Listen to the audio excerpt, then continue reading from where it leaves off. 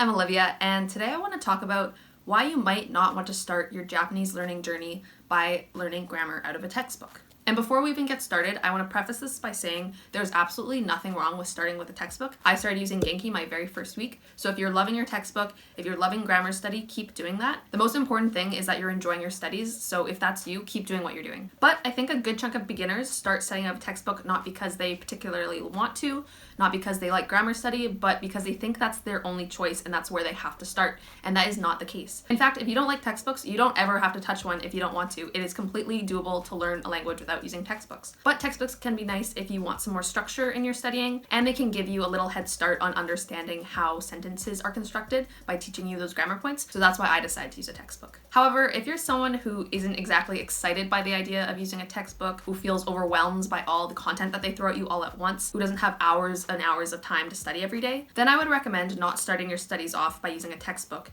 and either delay when you first start using one or to not use one at all. The reason I say this is because a lot of textbooks are designed to be used in a classroom setting, and they're structured to teach you a lot of different things simultaneously. So they're going to be covering hiragana, katakana, kanji, vocabulary, grammar, listening comprehension, reading comprehension, writing.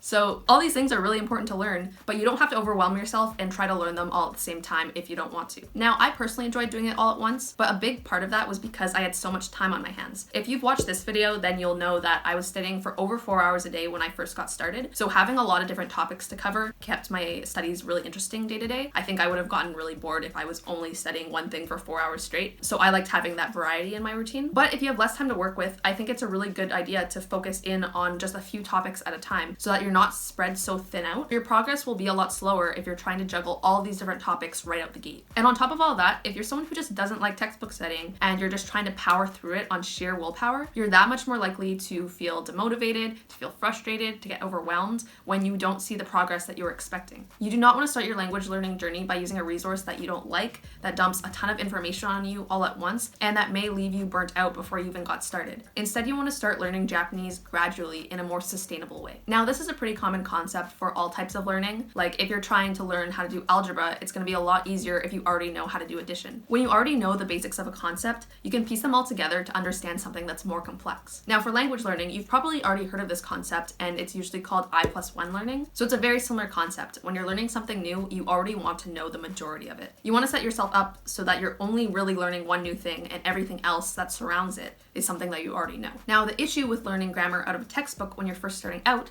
is that it's all new information. You have no base knowledge, and it can be really overwhelming. For example, in the Genki textbook, the very first example sentence it gives you is "it's 12:30," and it is a sentence that's meant to teach you what the verb des means. But in this super short sentence, there's a ton of things that are going on that you probably don't know yet. You don't know about Japanese numbers, you don't know how to put those numbers together when you're talking about time, you don't know about the fact how most Japanese sentences are pretty much flipped from what we say in English. Later down on that same page, it introduces the wa particle and completely skims over the fact that it is now pronounced wa instead of what I would have thought it was, which is ha, because that's what it says in my hiragana chart. So it's just a lot to process right from the beginning. That is why my recommendation when you are first getting started with learning Japanese, after you've learned hiragana and katakana, is to focus on 3 things so that you can build that base knowledge, so that if you decide to learn it out of a textbook, you're more likely to come across that I+1 learning and it will be less overwhelming. These 3 things are kanji, vocabulary, and exposing yourself to the language in any capacity. Kanji is first on my list because they are so important to learn,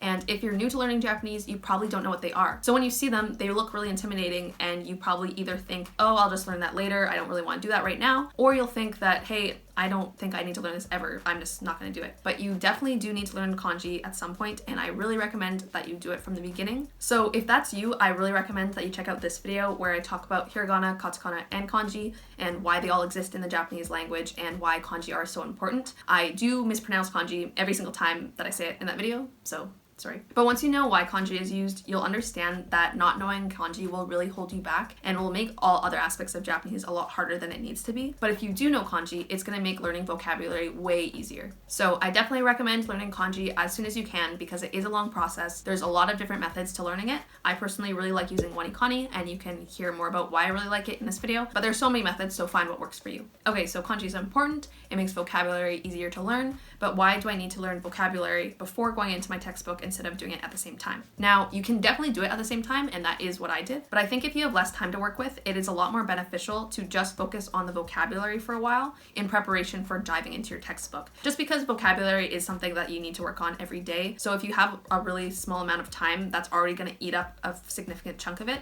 So it's better just to not overwhelm yourself too much and just build a nice vocabulary base so that when you jump into your textbook, it's a lot easier. A lot of textbooks have vocabulary lists for each chapter, so that's a really good place to start. Just figure out how many words that you want to learn each day and try to build in a nice routine. Knowing more words will make your textbook study go a lot easier, so I'd say try to get at least a few chapters ahead before diving into your textbook. But I know learning just vocabulary and kanji isn't the most exciting thing, so you can definitely jump in sooner if you want. Now on that topic, the last thing that I recommend that you do is try to immerse yourself in the language in whatever way that you find fun, because just doing flashcards, just doing kanji is not super exciting. So try and find something that is just fun. At this level, you probably can't read yet, so you're going to want to focus on things that you're either watching or listening to. Now at this stage, you're probably not going to understand anything, and that is totally okay. This is just to get your brain used to hearing how the language sounds, so that later on, when you do know more words, when you do know some grammar, then you can try and actually understand what they're saying. But right now, you're just starting out, and when you're listening, it probably just sounds like a blur, and you probably can't even tell when specific words are being said.